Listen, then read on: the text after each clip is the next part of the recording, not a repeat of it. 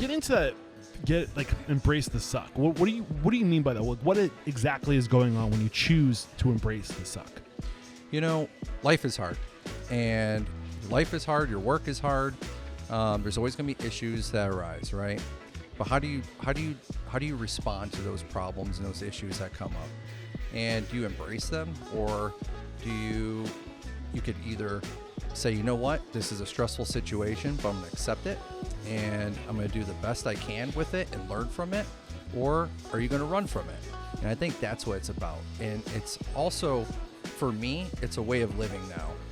This episode is brought to you by Restaurant Systems Pro. With excitement, allow me to introduce to you today's guest, COO of Condado Tacos, Johnny Zela. My man Johnny, are you feeling unstoppable today? I am feeling unstoppable. Dude, I know this is going to be good. I know you're unstoppable because I just finished up talking to the CEO of Condado Tacos, Chris, and he was amazing. And he spoke so highly of you. Awesome. Of you, not to put pressure great on you, man. Pull that mic just a little bit closer too. Don't be afraid to get on that thing. So I cannot wait to dive into who you are and how you've scaled within this organization, because you were here from the very beginning. Right? Very beginning, day one. Proof that there's room for operation, or room for growth, and I think you're living proof of that. So I can't wait to get into the story. But let's get that motivational, inspirational, ball rolling with a success quote or mantra. What do you got for us? There's so many great sayings out there. It's hard to live by just one. There's so many inspirational sayings and quotes. I'm a big take yourself out of your comfort zone, embrace the suck sort of guy. Were you military or something? Yeah, I was. Ex-military in the United States Navy, 4 years. But even in our organization, we all seem to be, most of us seem to be really motivated by like David Goggins. That's one, kind of like an embrace the suck type of guy. But for a mantra, take yourself out of your comfort zone every day. Seek both mental and physical exhaustion so you could be at peace with yourself but never satisfied. Yeah. Get into that. Embrace the suck. What do you mean by that? What exactly is going on when you choose to embrace the suck? Life is hard, and life is hard. Your work is hard. There's always going to be issues that arise, right? But how do you respond to those problems and those issues that come up? And do you embrace them, or do you could either say, you know what, this is a stressful situation, but I'm going to accept it, and I'm going to do the best I can with it and learn from it, or are you going to run from it? And I think that's what it's about. And it's also, for me, it's a way of living now. I read a book a few years ago by, I believe the author's name is Brett Gleason, and he wrote the book Embrace the Suck. He was an ex-United States Navy SEAL, one of those motivational guys, And it was kind of life transforming for me, because now I seek things that take me out of my comfort zone. I seek things that are challenging, instead of trying to take the easy way out or try to avoid a situation. Now I look for hard things to do. And it really all starts from, if you're walking down the street and you see a piece of trash, do you really want to pick up that piece of trash? Nobody wants to pick up No, but you do it, right? And then you're like, that, just little things like that. If you keep adding things every single day. I was in Lowe's hardware store a week ago, and there was this lady, she was waiting. You could tell she was waiting for someone who works there to help her out unloading her cart into her car. I got shit to do, right? I got stuff to do. I'm moving. I'm unloading my car, about to get in my truck, and she's still waiting there. I said, are you waiting on anybody? She's like, yeah, I'm waiting on them to come out and help me unload this stuff and put it in my car. So I just did it, right? And one, it makes you feel like a better person, but it's something you don't necessarily want to do, but it's going to benefit her. Yes. It's going to benefit you Yes. somehow. And it's like, if you do those little things every single day, then when something big comes up, like a big life-changing moment, like how you going to respond to COVID, right? How you going to respond to whatever, an illness or a death in your family. If you practice those little things every single day, those big events that happen to you, more than likely you're going to respond better than the average person. Yes, man, I love this. Two things come to my mind when I hear you talk about embrace the suck. One, I just recently had the author of The Practicing Mind on the show, Thomas Sterner. And that's essentially what his book is about. It's this whole idea of embracing the suck, or you are not your emotions. So when I hear of suck, I hear of like, dread. Like, I don't want to do that. Like anxiety of having to do the thing, the all the things that boil up inside of you when there's a hard thing you have to do, and you put so much energy and wasted energy into avoiding that hard thing that if you just choose to embrace it and start, it's not as bad as you think it is. Yes. Just start. Just Absolutely embrace right. the suck. And the other thing that comes to my mind is this mindset of, oh man, what was it? You were talking and it came to my mind. I already lost it. Oh, hopefully it will come back to me. But, Yeah. just 100% just embrace the suck. I love that. And maybe the other thing will come back to my mind. But where does it make sense to start sharing your story? Like where do we, like, were you working in restaurants before? Oh yeah, my entire life, even as a child. My father was in the restaurant industry. My older sister, took on the restaurant industry because of my family. My father owned quite a few restaurants in Chicago, Illinois. And then I started working in restaurants in 1995. I was 15 years old. I used to work at a place in Southside Chicago called Lincoln Sandwiches. I was a dishwasher. And then as I moved up to Northside Chicago, I started to work in the Wrigleyville area. There's lots of bars, taverns, bar and grills. So I started working back of the house as a dishwasher. I was a line cook. I even checked IDs at one time as a doorman. And then I was a bar back. I was a server. I was a bartender. I worked for Chili's as a kid too, and when I was like 18 years old in downtown Chicago. Was this before the Navy? Yeah. This is all before the Navy while I was still in high school. And I used to get out of high school. I used to walk 2 blocks down the street to a sports bar called Kincaid's in Lincoln Park, and I was a bar back. I would set up the bar and stuff like that and bus tables. Starting at 4 or 5 o'clock in the afternoon until like 11, 12 o'clock at night. So at this point in your career, is this like, do you know what you want to do with your life? Is this what for now thing that until you figure out what you want to do, or did you think you might want to do this for the rest of your life? Since I had the experience of the restaurant industry as a young man, as a kid, I got really hooked on the cash. It was fast cash, and I always had more money than my classmates. So, I would always, leave that is a shift. benefit. Yeah. That is a benefit. I'd always leave my shift with like $100, $200, $300 sometimes, like on the weekends and stuff like that. I worked at really busy restaurants and sports bars and bar and grills. So I think that's what hooked me. So earlier on in my career, I did like the financial aspect of it, because as a kid, you're making, $600-700 cash a week. That's a lot for a high schooler. So I think I also just liked the social aspect. I was around adults, I wasn't of age yet, but it was just exciting to me. Yeah. And some of these restaurants would be packed, the line down the street and getting in and whatnot. And, and here I am, helping out the bartenders behind the bar with ice and refills of bottles and changing kegs and stuff like that. That was exciting to me. So I love that, man. And I want to talk about your experience in the Navy too. Yeah. I'm sure that, hindsight being 2020, like I wish I went into the military some form. I'm not going to lie. I was a horrible student. Yeah. And I was like, I'm not joining the military. They're going to put me, I'm going to be a human shield. Yeah. I am not going to do anything that is going to save my life in the military. Like, Yeah. I just assumed I was going to be like a frontline kind of guy. I was Right. like, that's not for me. Yeah. I was kind of a pussy, I guess. I don't know. But like hindsight being 2020, I think it's so good Yeah. for people. Absolutely. So I'm sure there's some lessons there. I did think of the other point I wanted to make. Yeah, go ahead. Into your opening quote when you were talking about embrace the suck. It's this mindset that like I think you used the example of when you have to do something in hospitality and you know it's going to suck.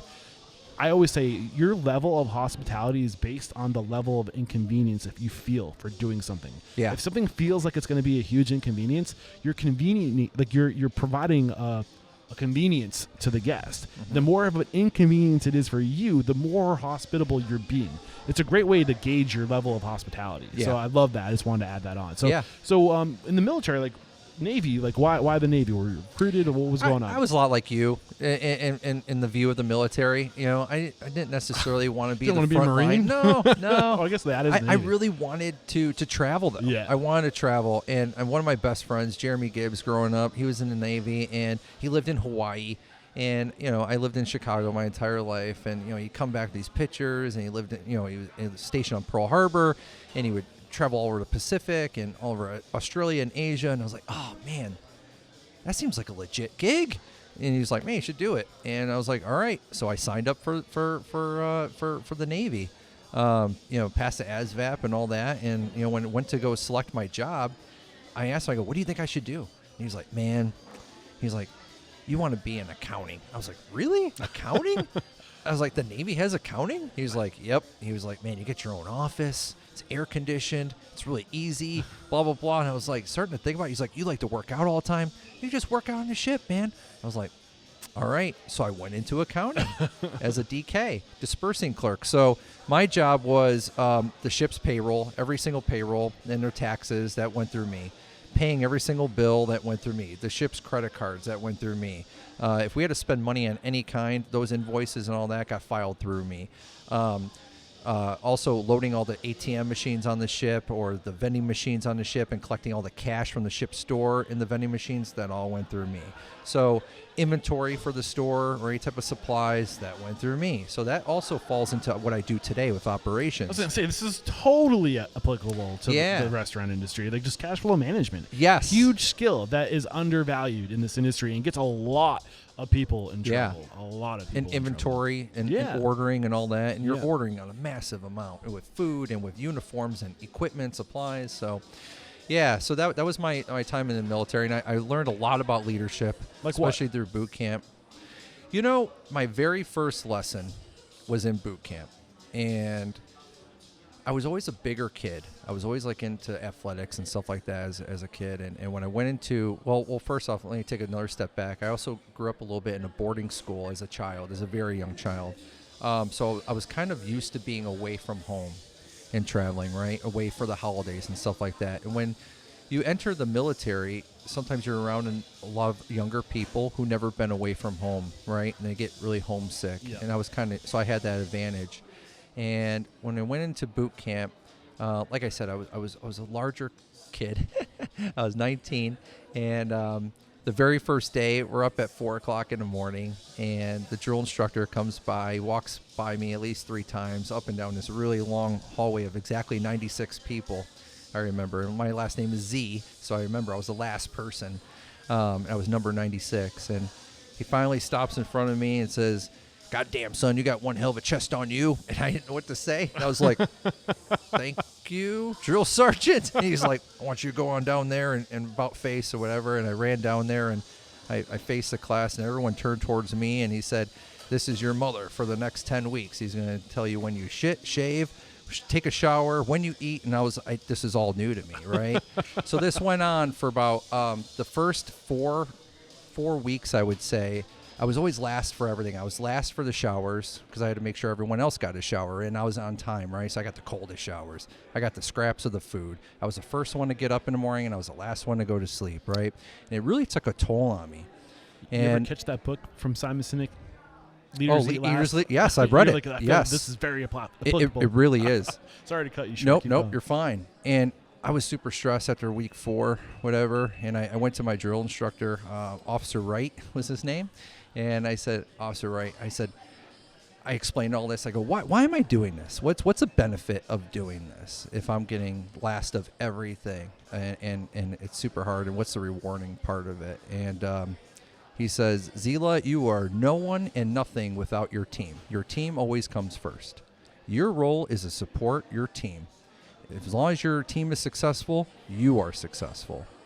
And that was my very first lesson. And I ended up graduating boot camp and top of my class because of that and because of that role. Do you know why he chose you? Is it because you had the biggest bosom to be the mother? I think so. Okay. I think so. I was like, is that just me making that connection? Or? Yeah, I think so. So I benefited from that for sure. Was it because like they choose somebody who's maybe physically like imposing? So yeah. okay. I think so. probably. It's probably hard to take orders from someone in boot camp if they can't run and do push-ups and stuff like that, and they're really struggling. Yeah. So it kind of makes sense. When you were saying you were the bigger kid, I was like, was he? Because you're a big dude. How tall are you? 6 foot even. 6 foot even. Yeah. You're barrel chested. You're a big guy. And then I was like 220 pounds. So I was wondering, so were you overweight, big? No. Okay. Yeah, I was heavily So into you were like just- bodybuilding and stuff like that as a kid, as a child. okay, So my father actually was, he owned gyms as well as restaurants. So I really got into working out at a young age. So he used to own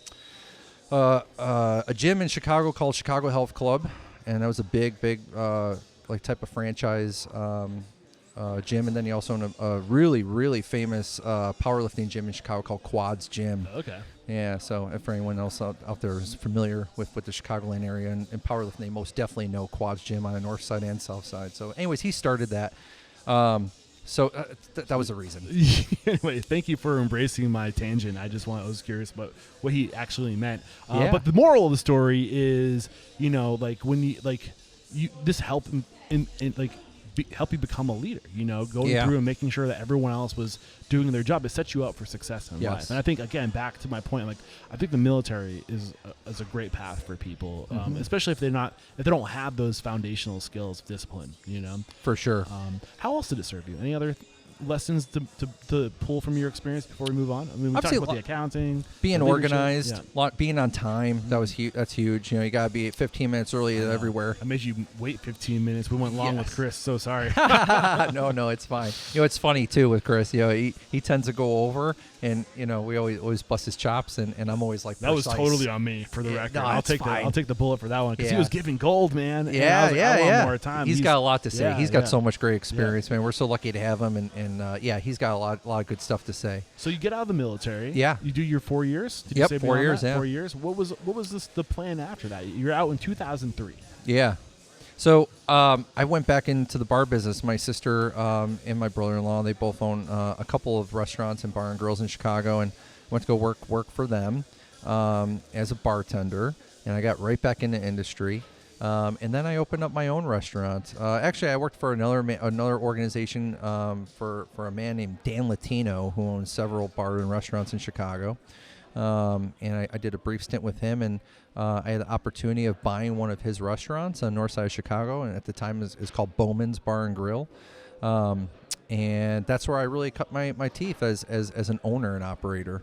So you get out of the military, 2 years, you go to work for your family in their restaurants, and then within 2 years, was it turnkey? Like, what was the situation? Yeah, it was pretty much turnkey. And it already had the name and stuff like that. But I worked for him, so I actually helped open up this restaurant and actually do the construction and all of it. Wow. So I was very attached to it already. So what was his reason for getting out? Like, was it?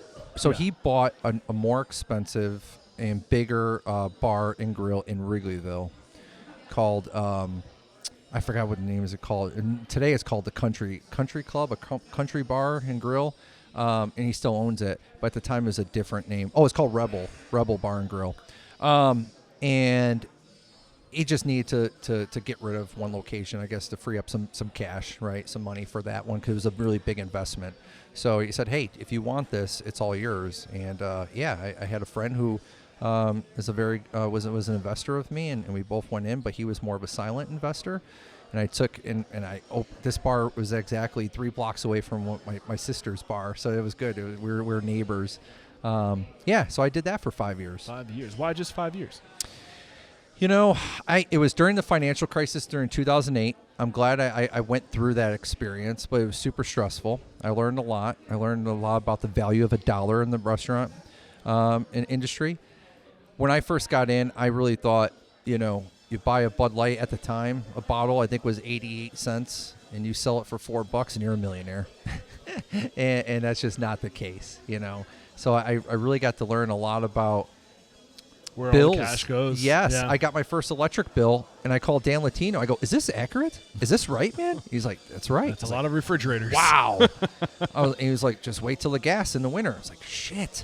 So, so I got a lot of knowledge in that. It was just really super stressful. Yeah. And I think the stress got to me at the time. I was a young man when I first got it or took over that restaurant. How old were you? 24? 23? 24 when you opened your first restaurant? Wow. Yep. So so I learned a lot, and I don't regret it. At the time, it was super stressful, and I ended up selling it. And at the time, my girlfriend, today my wife, she's from Columbus, Ohio, or not Columbus, Ohio, but just north of here, Ohio. So we come here a lot to see friends, family, vacation, and whatnot. And I'm a city boy. I mean, I grew up in Chicago. Heart of Chicago my entire life, and I lived I was stationed in Pearl Harbor, Hawaii. So I got that experience with my best friend, which is super rare because not a lot of people get stationed in Pearl Harbor because it's such a small with small their base. best friend? What's that? And with their best friend? Yes. That's cool. Yeah. He was on a different ship, though, but we were still on the same base.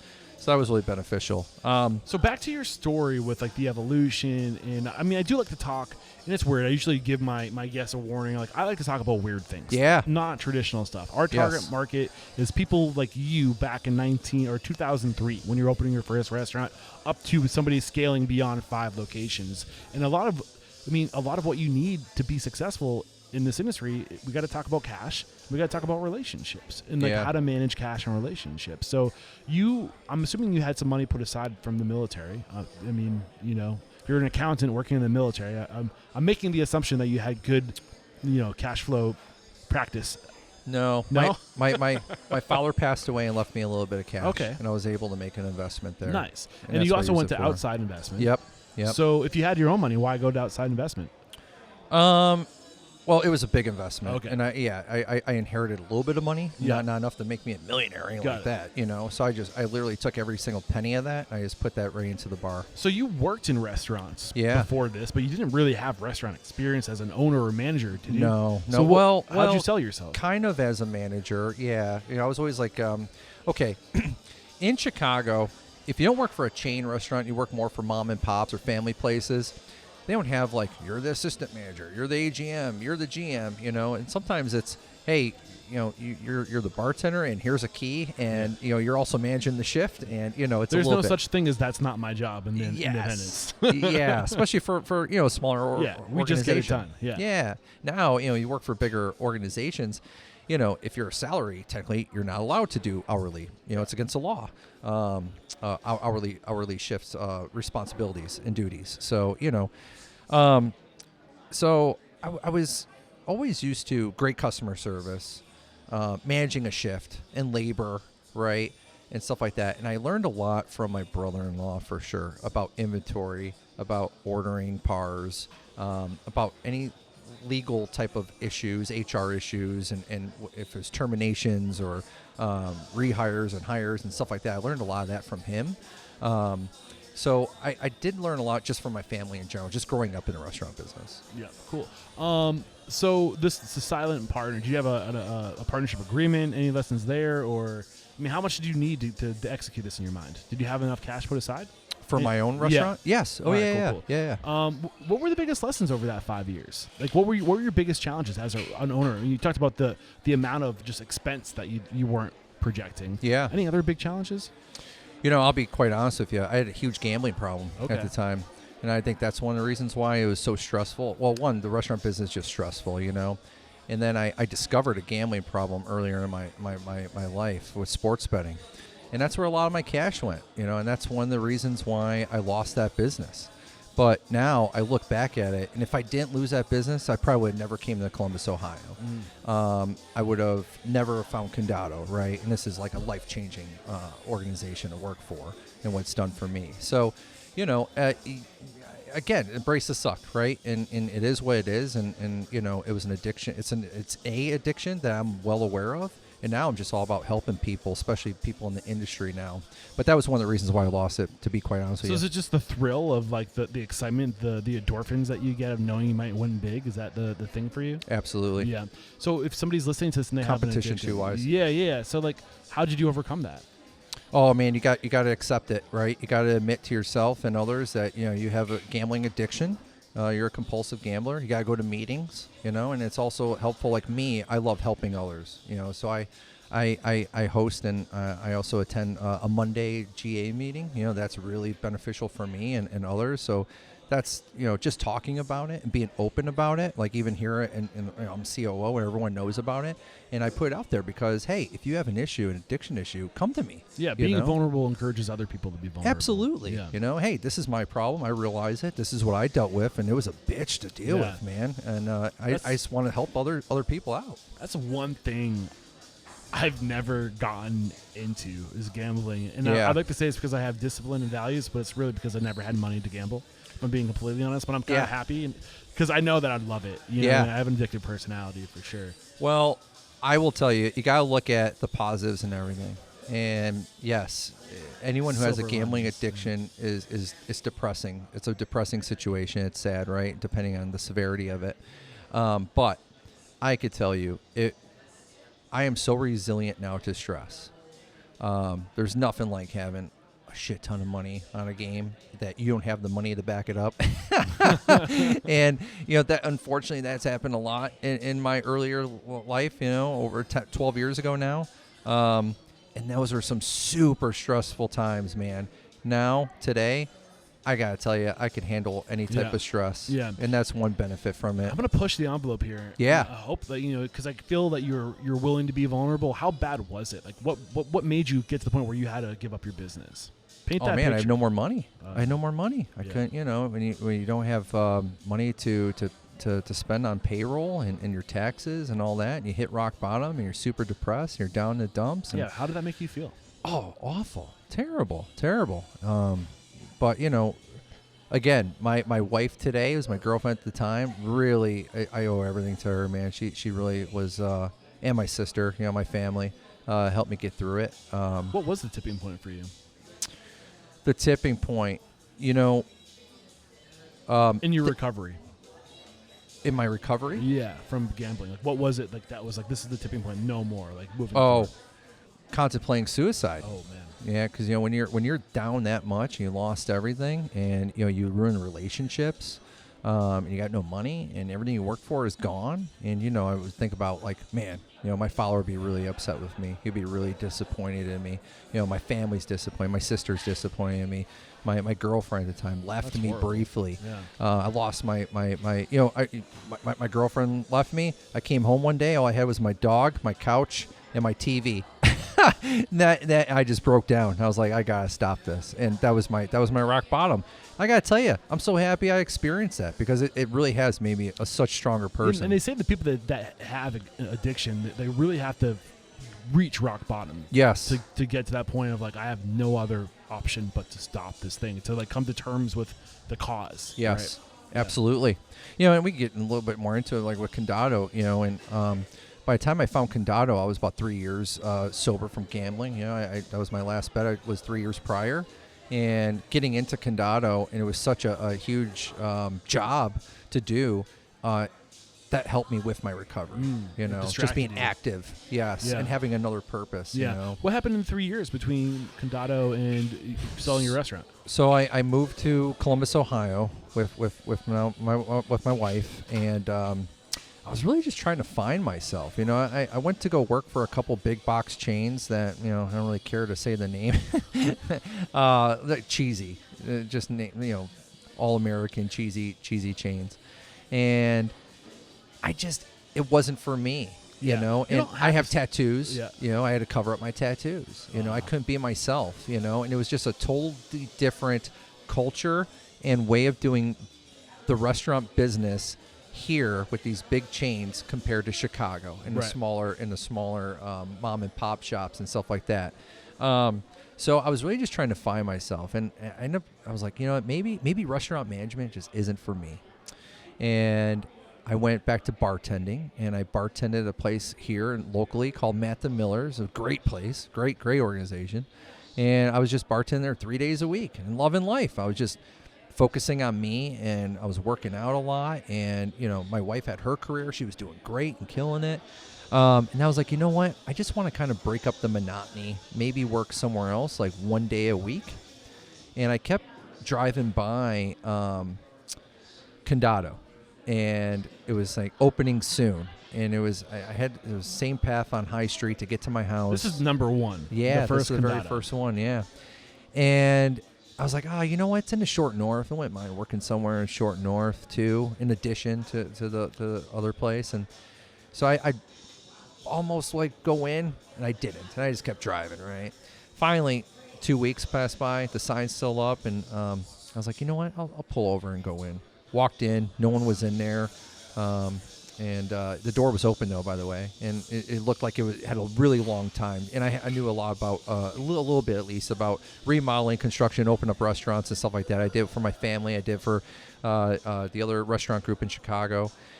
And I looked around. It's like, no way this place is going to be open anytime soon. So I just left. A couple more weeks go by, and even an ad pops up even on Craigslist and stuff like that. And I walk back in, and I see artists now on the walls and stuff like that. And our founder, Joe Kahn, was in there, and I introduced myself. I gave him a resume, and I said, hey, I'm looking to bartend.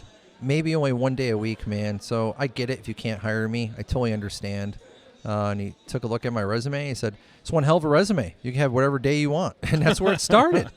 And I was like, great. And so he goes, I'll be open in 2 weeks. And I looked around, and I said, I don't know, man.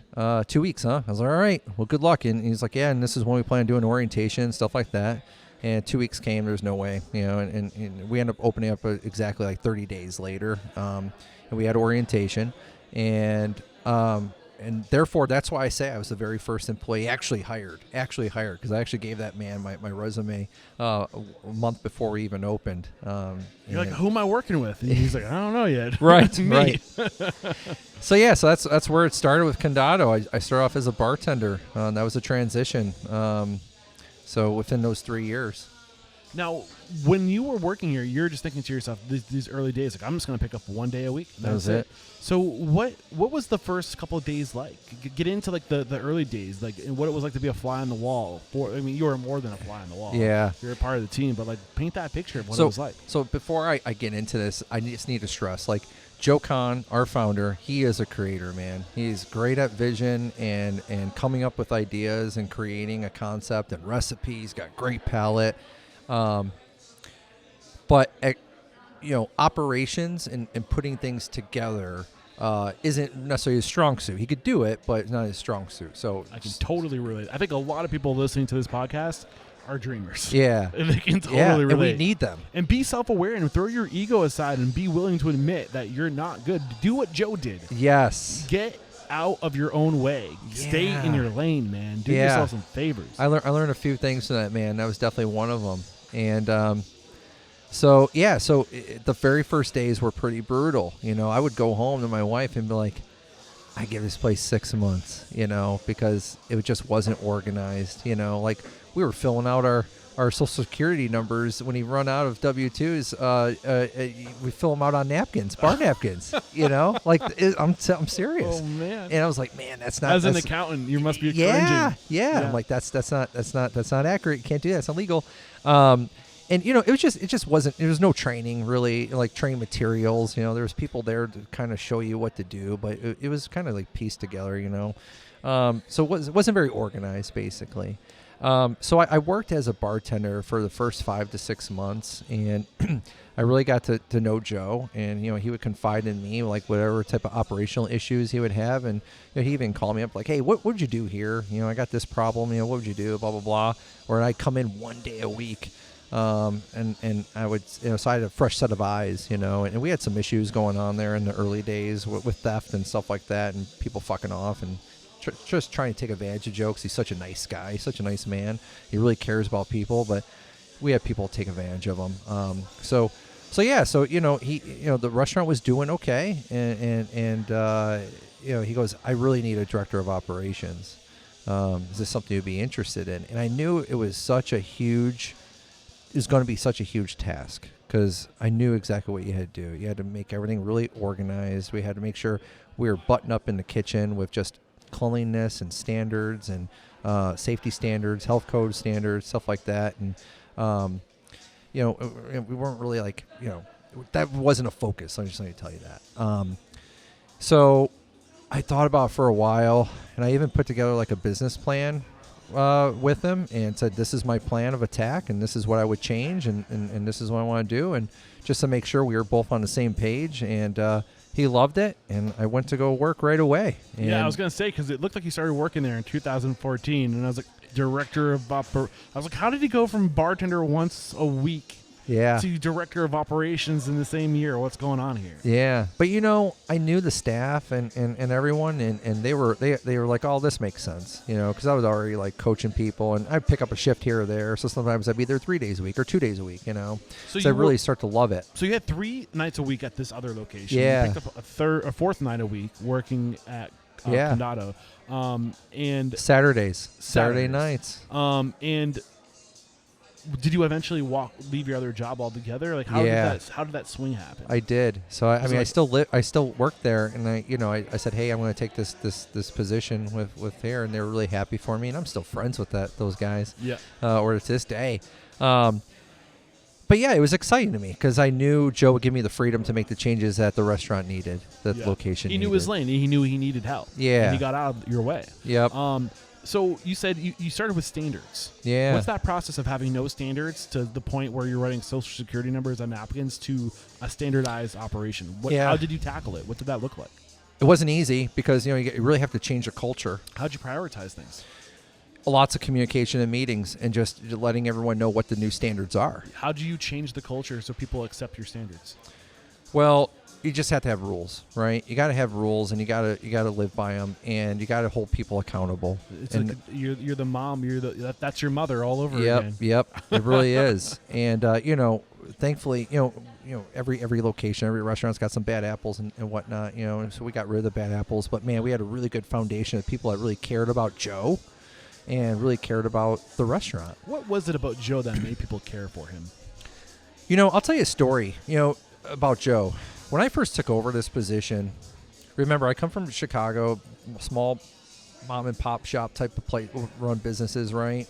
Some companies only have like 3 or 4 locations, and we're always, talking about labor and what we're spending money on labor and what we're paying people, right? And even my own business I owned, right? I was always like, if I don't have to pay someone $12, I could pay him $10 an hour. Why not, right?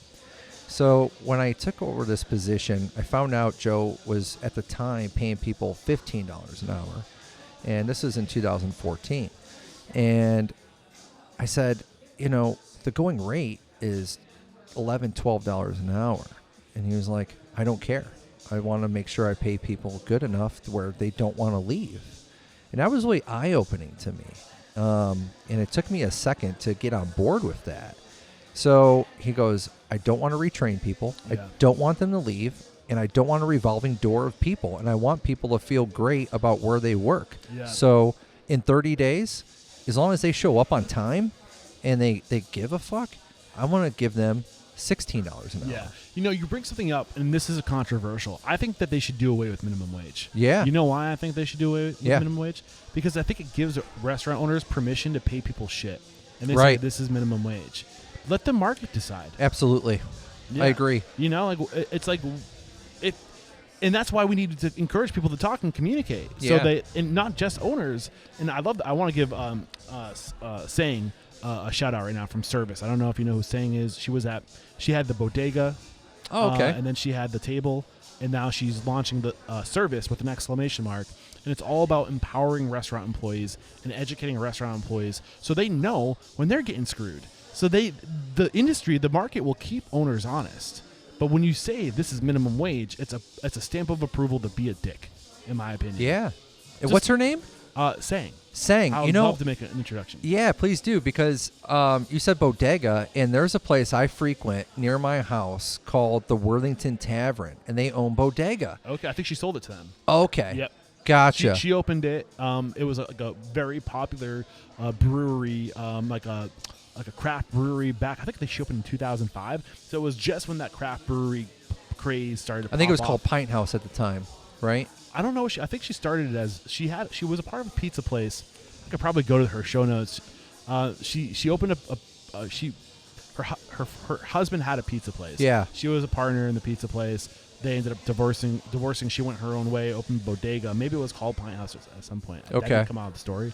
And then she ended up selling it to focus on the table, which is a more farm to table approach. And then being such a a business that focused on relationships with farmers and really slow food and training people, and she was taking people off the streets and teaching them culinary basically. So that type of heavy lifting wasn't, those types of concepts didn't fare well with the pandemic, unfortunately. So, but when she chose to go her own way with the table, she started, she wanted to go along this line of really just existing to help people and to serve the industry. So she started a service where she takes people who have been formerly incarcerated and she's trying to break the cycle of like, you get these people who were in jail and they never were given skills, and the jail never gave them skills. How do you break the cycle? Right. So that's what she's trying to do. It's really great work. That's super interesting. I'm trying to give her a platform. We go to this place called Worthington Tavern, and I was told that the same owners as Bodega today, and you could just tell the great culture in there. Yeah. So shout out to Worthington Tavern. Yeah, and that was her strong suit, is the culture, taking care of people. Yeah. I think this industry attracts a lot of people like that. But back to your point, all the Joes of the world, right? Yes. And that's why I think it's so important to have your rocket fuel. You're the rocket fuel. If you're talking, I don't know if you're familiar with traction. Yeah. But you are rocket fuel. That's what you do. You take it to the next level. And every Joe needs their he surrounds himself with the Chris's and the Johnnies of the world. Yeah, he had a really interesting philosophy. He was like, I'm going to start them off at $15 an hour, and then in 30 days, as long as they show up to work on time, and I'm going to pay them $16. Yeah. In another 30 days, Wow. I'll pay them $17. And this is 2013, 2014. And I was like blown away. I was like, man, it seems like it might be a little bit overkill, right? But you know what? I look back at it was one of the greatest things we ever did, because we never had a revolving door of people. Of course, you go through people, right? And some people don't work out, but people appreciate that job. Yeah. How much money do you spend on training? Exactly. Yeah. Exactly. Yeah. And that was eye-opening to me, right? And it still is to this day. And what's interesting, even after the first Condado, we would go, we went to Pittsburgh, and we started that same theory, the same setup, right? $15, $16, $17 an hour, or even $18 an hour. All of our neighbors around us were like, what are you doing? We pay $10, we pay $11 an hour. Why are you paying so much? Our people are leaving to go work for you. And we're like, it's just how we do it. Maybe transforming the industry so we can transform the world, baby. Right. Yeah. And now today, we're well over $20 an hour. I love that, man. So yeah. So back to standards. I really want to kind of break down how you chose to approach standardizing and shifting the culture to accepting standards. I think that's where we left off. Is how do you shift the culture? Yeah. Did you round off that thought? You have to live it. You have to live the culture. Whatever the culture you want, whatever standards you want as a leader and as a manager, one, you got to live it, and two, you got to hold people accountable. And you got to constantly communicate it if you really want it to change. If you just say it, and if it's just a saying on the wall or whatnot, it's fake. It's phony. People aren't going to buy in, So, and these weren't crazy things. It was making sure that, we had a PAR system. We were rotating food, and we making fresh food every single day. And we make them in big batches, and you show up on time, right? And if you don't show up on time, you're going to get a write-up. And you can't just call off without no reason, no excuse. We can't hear from you. Stuff like that, just like your basics, right? And, people want to be held accountable. They want rules. They want a system that they need to follow. There can't just be a bunch of gray area and I guess I show up whenever I want, or I'm late again. Who cares? So once we set those standards in place, and we just constantly, we held people accountable, things started to really change, And then on top of it, we're paying people great. It's like people bought into this culture, and then we got really busy, man. We were jam-packed. Can you go deeper, more granular on how to hold people accountable? So you come through, this restaurant starts with the chaos. I think employees love chaos because there's no expectation. Sweet. There's some truth to that, but I think also people want to know when they're doing the job right. Yes. And I think that gives them a lot of sense of security of I'm doing a good job. Yeah. People want to know they're doing a good job. How did you back to how do you do this? Can you get a specific these are things that we can recreate in our business to hold people accountable and to become a standards organized business? That's interesting. I mean, you go a lot of different ways here. I think seeking to understand is one thing that I learned in my career over the last 8-9 years. And that's understanding why people make the certain decisions or moves that they do, right? And not try, and we're all judgmental, and it's hard not to be judgmental, but when someone messes up or makes a mistake, you know, you kind of try to put yourself in their shoes and say, well, why did they make that mistake? And why did they make that decision? You know, even if it's someone who comes to work late all the time, if you just take the time and sit down with them and say, man, you're late all the time. You want to know why this affects the business and also your coworkers around you. When you break it down like that, and then you say, why are you so late all the time? You know, and then you try to help them out with being late. If they're waking up earlier or catching the bus earlier or whatever it is, and just trying to understand where they're coming from, it goes a long way. And then and with that, it changes the culture, right? Yeah. So how does it change the culture? How does it change a culture? How does doing what you just explained, that whole process of first seeking to understand, change the culture? Well, one, I think it shows that you care about people, Yes. right? And that's what it's all about, you know, especially in this organization. And we've gotten better over time, you know. Back in the day, at first, I was very militant, right? Very direct, very brash, you know. I'm still brash this day, but, you know, it's something I'm working on a daily basis. But, you know, being, you know, back in the day, you know, it was like, hey, we got 80 other resumes. You know, if you don't want to do it, and here's our standards, here's our rules, then, you know, someone else will, right? And that's something that I have gotten a lot better at, you know. And it's like, no one wants to work for that, you know. No one wants to work for a guy like that or a person like that. So that's something I've learned in my history, and just caring about people. And here's the thing: over the last few years, especially in the operations department of Condado, we're not just about what's your financials look like in your region or your store, you know, what's labor look like, beverage costs look like, turnover, what are your reviews, right? But it's also about, now, what are your goals for the year, and how can we help you as a group and as a company create your goals, or you achieve your goals, right? And that's something that we started at the operations level with the RMs, at my regional managers, and then it went down to my assistant regional managers. Now it went down to the GMs now, and that's like a big cultural shift in our company. When did this start happening? About 2.5, 3 years ago. 2.5, 3 years ago. So, I mean, still, like, relatively in the life of Condado's, like, recent, because you're almost at 10 years right now. Yeah. Right? Yeah, well, we're at 9. Yeah. 9. Almost, yeah. Like 9 almost this month. Right. So I think, you know, why don't people do this sooner, do you think? I think it's just, you know, I think social media and now you have all these influencers and people who are like motivational speakers. Now they're really starting to talk about it, you know. And talk about what specifically? Goals. Okay. You know, achieving your goals, kicking life's ass, having right? a strategy. Yeah, you know, and also even in the work environment, it's not just like what I just said. You know, it's not like all about your financials. Not everything should be about what you can do for the company, but also what can the company do for you? How can you become a better person by working here? You know, and I would say over the last 6 years, I at least always had a saying is where not everyone who's going to work for Condado is going to retire with Condado, and that's just reality, right? But I'm hoping that you could look back in your restaurant career or your just, you know, your life and say, man, I got so much out of that company, right?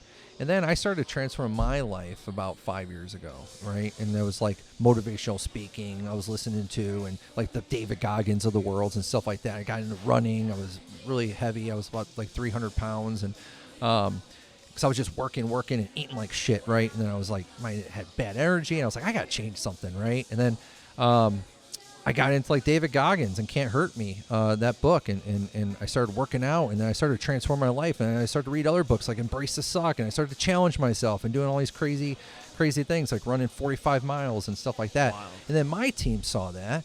They're like, what are you doing? And then we start talking about goals, right? And like, everyone knows how to set a goal, but do they know how to achieve a goal and to stay motivated and focused and on that goal, right? So then we started as a group, you know, we started to read and you know, listen to YouTube videos and stuff like that, you know? I love this. You got to expand the circle. And the circle starts from you.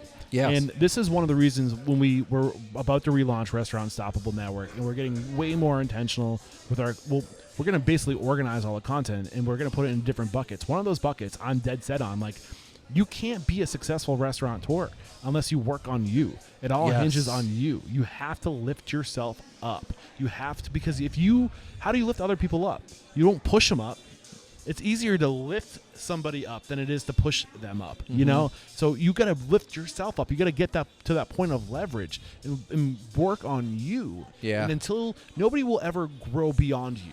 Yes. You know, like you have to be able to lift them up, man. So Preach thank it, you for man. doing, I love talking this stuff. I love it. Yeah. I love it's it. Huge. Like, you know, it's one of the biggest lessons I've learned is like, you got to work on you. Behind every great restaurant is a great person. How you gonna tell others what to do if you're a mess? Yeah. Right? How you gonna be a leader in any field, in anywhere, in anything you do? A successful leader, and you're a mess. Yeah. Right? Yeah. And that's what I learned. You know, and you got to be a great example. Yeah. That's it. So we got down this path on this idea of like you know, like 3 or 4, I think you said it was like 3 years ago, we started like building systems around communication. I want to start teaching or at least creating awareness around EOS, the Entrepreneurial Operating System, which is taught in the Traction, which you know Wickman's Traction. Yeah. And the EOS is the operational operating system. Within that system, there is a process for communication that has like your, you know, what is your 10-year goal, what is your 5-year goal, what is the 1-year goal, and what are the quarterly goals and the quarterly rocks to get us towards that 10-year goal. Yes. And like you need to bake this stuff into your meetings so that you're constantly working towards, and it creates a system for growth. Yes. A system for communication and communicating growth and making sure everybody is getting the message at least weekly. And that's how you create massive change. I'm going to tell you a story about our early days, and you know, with my experience from Chicago, you had a very successful restaurant if you were doing $100,000 a week in sales. That was like top of the tier in 2013. Say $100 a week in sales. 100,000. Okay, so let's say, Yeah, $100,000 a week in sales. If you're doing that as a restaurant concept, you're doing it. Yeah. You know, like that's successful. That was a successful number. And when I first took over this position as director of operations, we were doing somewhere around $25,000 to $32,000 a week. And I would communicate to the team. I go, guys, we want 100. how many weeks in was that when you took over? It was 6 months in. Okay. Yeah. 6 to 7 months, 6.5, 7 months.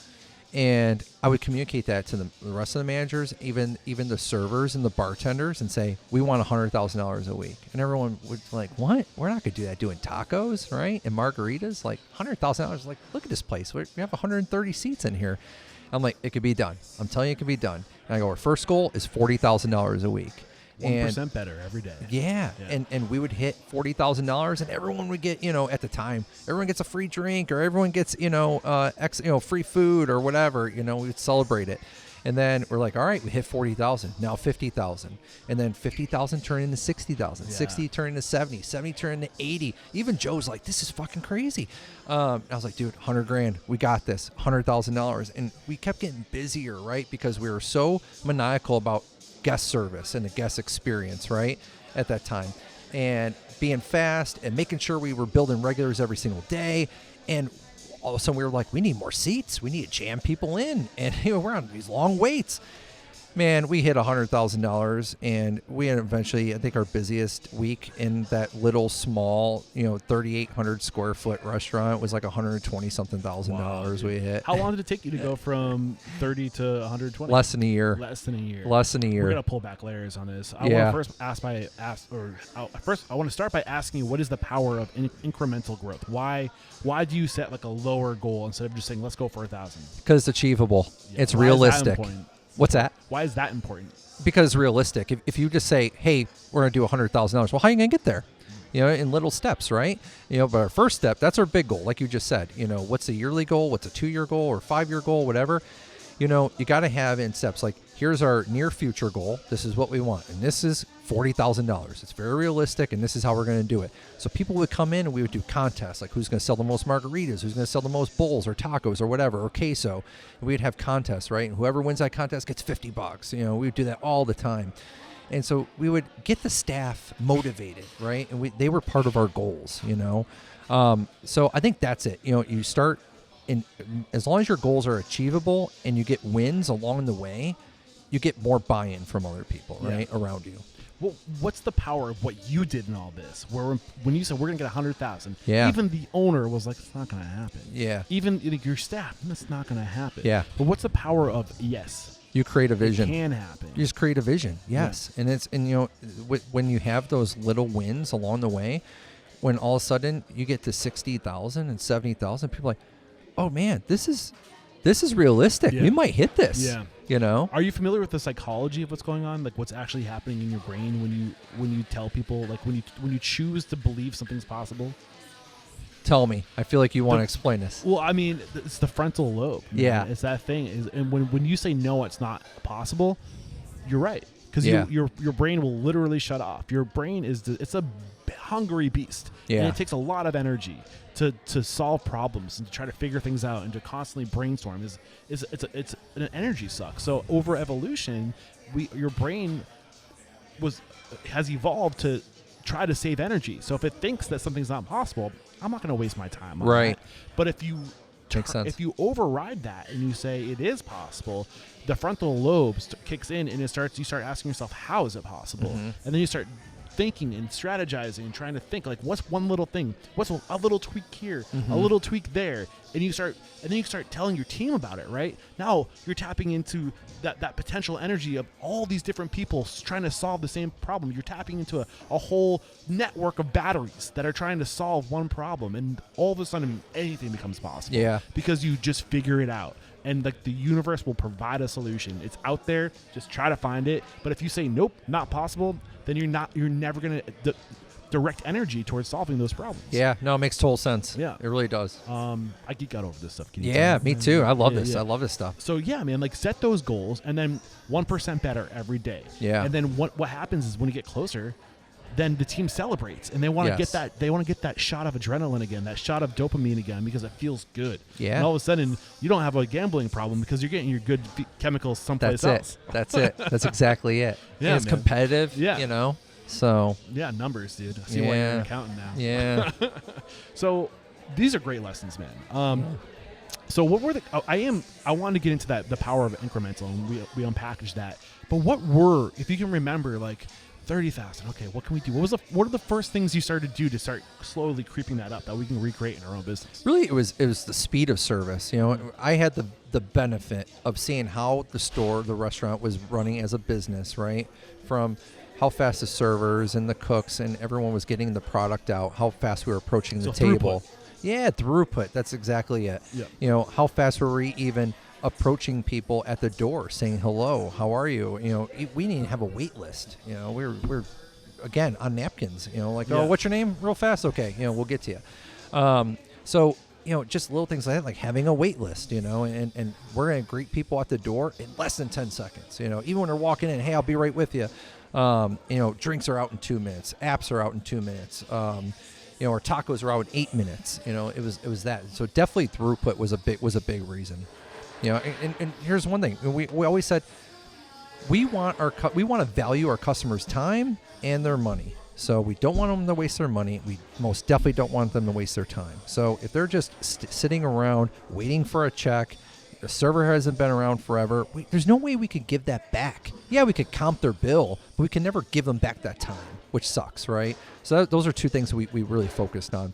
Yeah, throughput also, that's huge. Yes. So you gave the customer back their time. So now you're adding value. Yes. Not just, you know, you're I'm sure the price didn't change, right? No. So now like they're getting more value, more perceived value with the same amount of investment for them. Yes. Because you're giving them time back. Yep. And you're getting more, you're doing more with less. Mhm. It's about how many people can I serve? How many drinks can I sell? Yes. How many tacos can I sell in this given amount of time?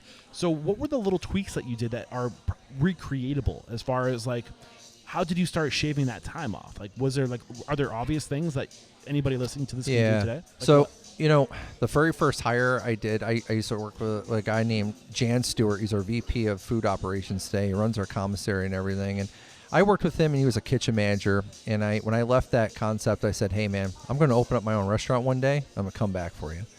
So our back-of-the-house operations was just okay, you know. And we had a lot of mistakes, though, you know, and stuff like that. Sometimes we were slow, you know. It was very unpredictable when the food was coming out, stuff like that. And I hired Jan, and he When helped did you us. hire him? What year was it? 2000 and late 2014. Okay, so relatively early in all this. Yeah. So, or I'm sorry, late 2015. Late 2015. And he was able to help us and work with me and work with Joe on just creating different kitchen equipment that really made us more efficient. Kept product hot, and hot longer. And stuff like that, and where we would have to like make less steps in the kitchen while we're making tacos and food in general and prepping. So he was a really big benefit to our he still is to this day, probably our best employee. But yeah, so that was one. Just making us more efficient in back of the house was one for sure. And then, in front of the house, making sure we're nice, man. We're very friendly and building regulars every day. That was our motto. It still is to this day, is try to make regulars every day. Try to get people's name. Like, who are they? What brought them in? How many times have they been in? What do they do in the neighborhood? Do they work around the neighborhood? Do they live in the neighborhood? So next time, it's like, Eric, hey, how are you? How was the podcast? Any new podcasts you do? Yeah. You want to personalize the message. Exactly. Yeah. You want the same taco, want the same drink, and people love that, and that's what brings people back. Yeah. Do you ever hear the expression, what's everybody's favorite word? What? Their own name. Yes, makes sense. We're like dogs. Right. We snap to attention. What? You say my name? But we love when people remember who we are. And especially what we like. And I don't know about you, and I echo this all the time. I mean, is food important? Is the product like that we're producing? I mean, obviously, really what we're producing is the experience, right? Yes. That's the product. But is the food important? Absolutely. But yes. People aren't loyal to food.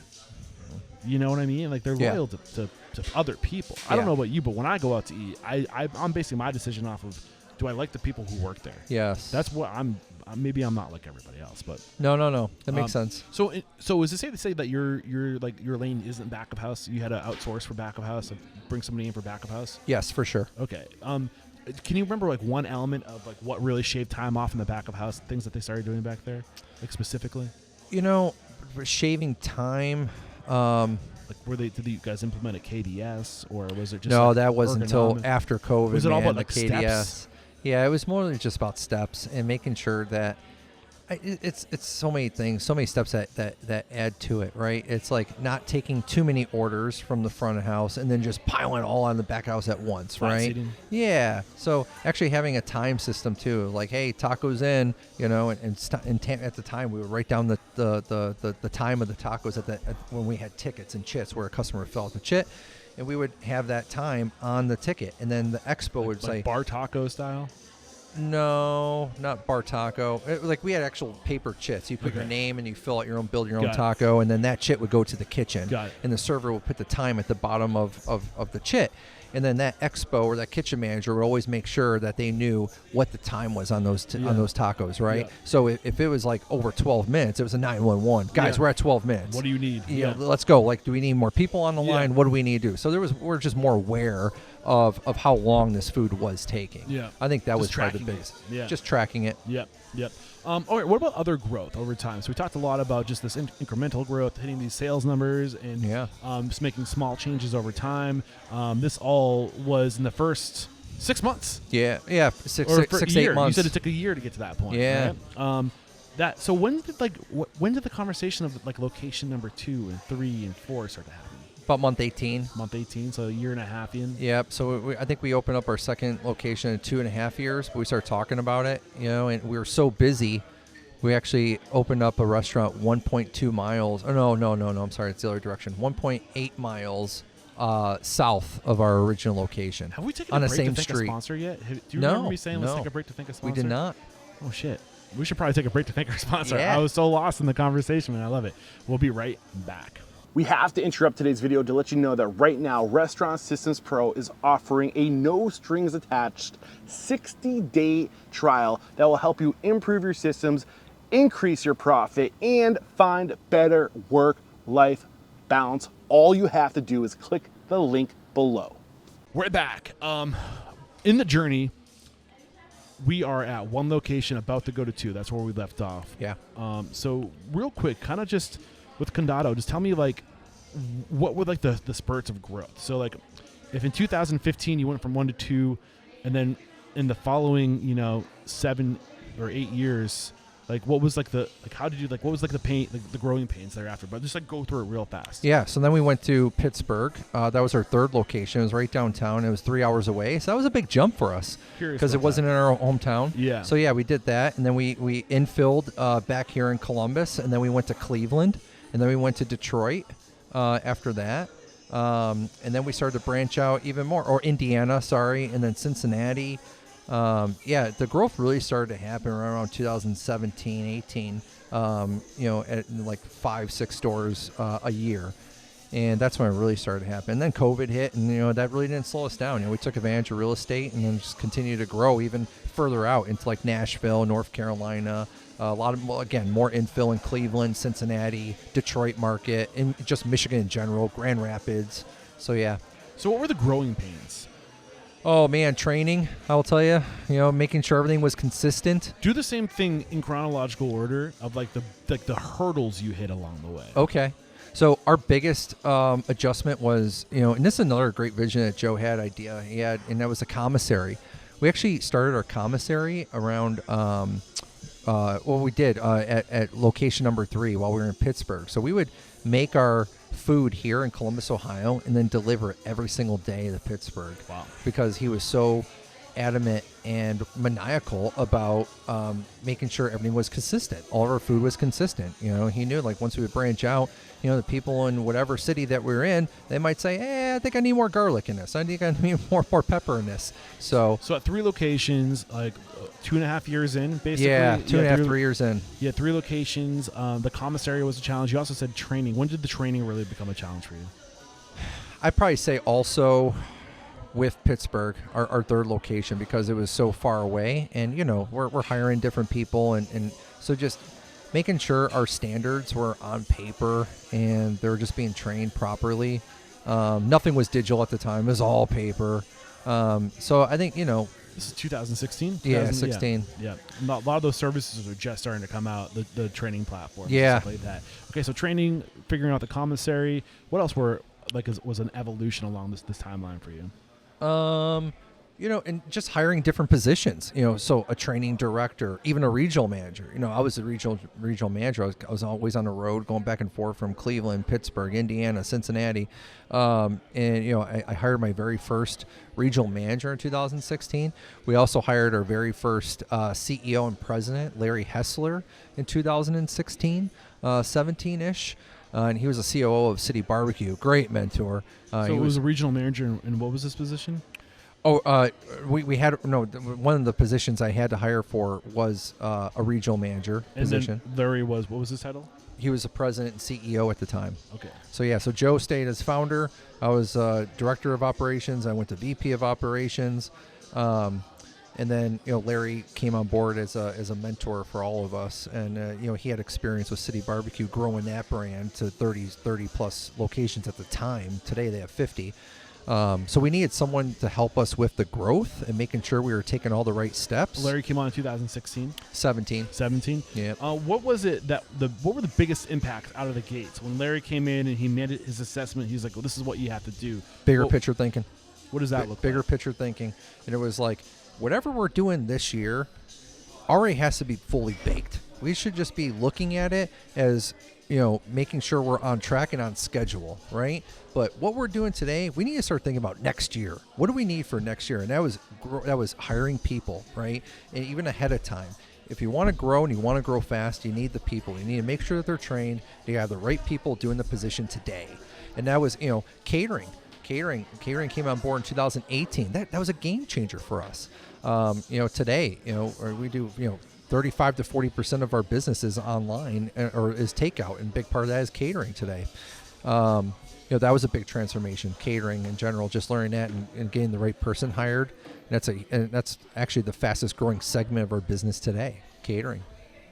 All right, we got a lot to unpackage, and I love that idea. And this is one of the things I'm trying to think about. And I actually went to a conference not too long ago, and they're like, you got to think about the business you want to be, and start thinking like that business. What is and then start filling in the holes, the things you're not doing, and start doing those things. And a lot of that is personnel people. Like you can't do it alone. You need to find specialists for those things because you can't do everything. So I always say 2 things determine growth: cash flow and people. Mm-hmm. Well, did you have the cash flow for all these people? We did, because we were so profitable. That's why. We sell a ton of margaritas, man. There's so many profits. Just tacos, and our food cost is really low with a Mexican style concept, and then margaritas. 35% of our sales is alcohol. Yeah. So that's a lot of profit. So yeah, and Joe's really good about that too. Is like we wouldn't take out profits. We would just constantly reinvest it back into the company. So that's another reason why we were able to grow the business. I love that. One more thing was a very transformal for our company was third-party delivery. That was a huge internal argument because of the fees. 2018, and me and Joe would argue about it all the time. It's funny because I saw it when I did a search for Condado. The first thing that pops up is Easy Cater. Yeah, and I think like all these third party. I was like, I wonder how they feel about that. But it sounds like that's probably what you want. It does very well. Okay, yeah, cool. It does. And we feel like it's just it's incremental sales, the third party, because those who are ordering from third party, they're going to order third party whether you're on it or whether you're not, because they're ordering for convenience. And I was an example of that. Me and my wife, very career focused, always on the go. Don't have time to cook. Uber, DoorDash, and that was what we were doing it. All of a sudden I was like, man, we do this 5 nights a week. We talk to friends. They're doing it 3, 4, 5 nights a week. I'm like, why aren't we doing this? So I would present it to Joe, and he was like, the fees are too high, bud. Fuck that. And Joe went to Europe for 30 days in 2018, and I got together with Larry. I go, Larry, we got to test this. And he was like, I'm going to act like I don't know about it. It's on you. It's on you, kid, if you do it. So I did it for all of Indiana and Cincinnati. He came back, and the results were phenomenal, man. It was so profitable. So is it a mindset thing of just looking at this as like it's additional revenue that we're not getting if we're not there? That's it. What about this idea of like not getting the relationship with the guest and not having the data associated with the guest? Is there a system, a process, a strategy for trying to own that customer, or are you just kind of like they're a lost cause? I know we could do it better. I know we had better packaging. We had sustainable packaging. We were proud of our packaging at the time. And I was a customer already of third-party delivery, and I would get some bad experiences. And I'm like, we could do this better. And so I always knew we were very fast in our restaurants. I knew we could get the orders out very quickly. And even to this day, when you order from Condado from DoorDash, by the time it hits your door is less than 30 minutes. Wow. It's delivered to your door. So you're going. What do you mean by we can do this better? Are you saying we can create the delivery experience like a better? But there's still the third party is still picking it up from you. They are. So what's different that you're doing that? So are you adding more value? Are you getting more if you order? We're directly? quicker. So our this is another conversation, but or topic, but I guess we could talk about it. We treat our Uber and our DoorDash and our Grubhub delivery people like they're our own employees. Okay. If we don't want them to wait around, because they know time is money. The more orders that they have, the more money that they make. Absolutely. So there's actually a YouTube video about it in Pittsburgh about a guy, a DoorDash driver. I forget his name, but he educates other DoorDash drivers on how to make the most money. And he's like, you got to go to busy restaurants. You got to go to reliable restaurants who are going to have your orders on time. They're going to be accurate and they're organized. So I just walk in. I say, here's an order for Smith. I get to grab the bag. I'm hitting the door in less than 10 seconds. Yeah. And that's what we do. That's what we pride ourselves on. So, again, we monitor that on a weekly basis. How long does it take for the average order to hit your doorstep? And if it's over 35 minutes, it's a 911 to us. Like, why is that? It's got to be something that we're doing at the restaurants, not the driver, because we have a ton of orders that go out through third-party delivery. So, on average, it's about 23 minutes for you to get your order to your doorstep. I feel like I'm still feeling like a disconnect though, because you said that when I asked about how do you go about like, trying to migrate these people from third party to your own ordering platform. You say we do it better. The experience, whether are you delivering? No. I guess what do I mean by like? The experience for off premise is accuracy, making sure your order is right, making sure it's fast, making sure it's fresh, the packaging is great. How many times do you get a third party delivery order and the packaging is shit, or it's leaking and it's cold, or it's not right? It ruins the whole experience. But it all comes from the same place, though, right? Like it comes from the restaurant. Yeah. Like, whether it's the orders being placed through you in your POS or your website, direct from you, where there's a bigger margin. Like you're still packaging it and it's still going out the door the same way. Yeah. What am I not understanding? I guess we're doing it better than most. Oh, than everybody. Yes. And I was a avid customer of third party delivery because I was always on the go. Me and my wife, and we would have these experiences. I'm like, Condado's got to get in this. We got to get into this business. But do you make an effort to try to get people off of third party, or do you just? We do. But we know it's again, those who want to go and delivered to their house, they're going to order it regardless if you're on that platform or not. So you might as well be on that platform. And if you are, you better be doing it great, because there's a lot of people that just do it in a mediocre way, right? Or they do it with a lot of inaccuracy. So we take it very serious. It's a big part of our business now. The packaging. So give me an example of the things you do for the packaging to elevate that experience. Yeah, so we make sure, it's not cheap, it's sustainable. Sustainable packaging is not cheap. How did you learn about sustainability? Well, I think just, one, it's important to us about the environment, and then also listening to our guests, our customers. There was a time where we had most of our to-go was plastic, and we would actually hear about that from our guests. And we're like, you know what? They're right. They're right. Yeah. Let's change it. It's more expensive, but you know what?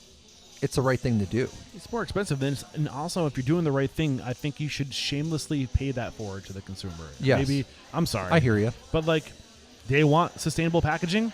Okay. Right, absolutely. Right. Yeah. You got it. Yeah. And I think that's what the consumer needs. That's our job, is to educate the consumer on what their role is in all of this. Yep. You want these changes to happen. It's got to come from somewhere. Yeah. I mean, it goes even to our straws. Our straws are made of agave plants now. That's been that way for the last 5 years. But 95% of our packaging is paper. So you move from plastic and other stuff to sustainable packaging. What else were you doing as far as packaging goes? Making sure it's good quality, making sure it's holding the temperature of our bowls and of our queso right. It's not cheap. So that's and also you could label it, you can name it, you could put your name on it too, right? And also we want to make sure that it was an extension of our brand, right? So our catering.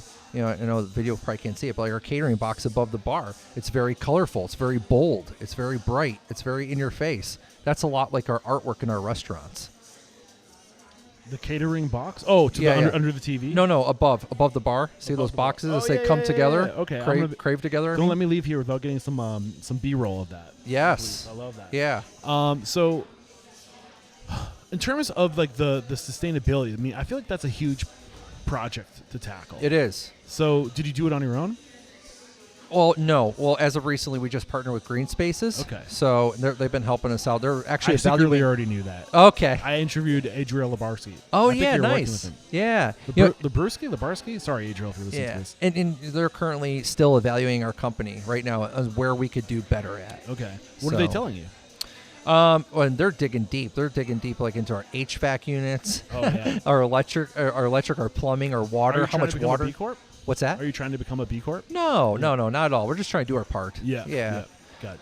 But how much water we're using? How much trash we're going through? It's pretty crazy. So I recently interviewed Adriel. He's actually a big reason why I'm here, because he called you guys out to be a guest in the show. Oh, nice. Because I'm gonna have you call somebody out, and I'm really trying to have that steer the show. I really want to try to have this thing be as transparent as possible. Awesome. And I'm trying to follow the clues, right? Yeah. And he was just really impressed by your organization, and coincidentally, not long after or before I interviewed Adriel,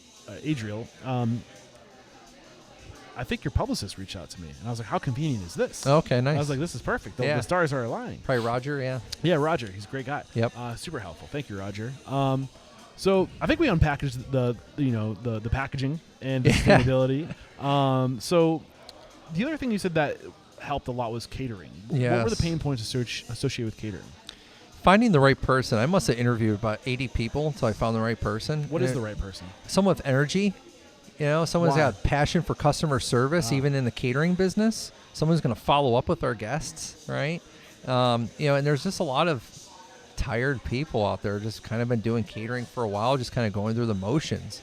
So why do you need the energy? Because one, we're so busy. We have a saying at least in our operations in our field.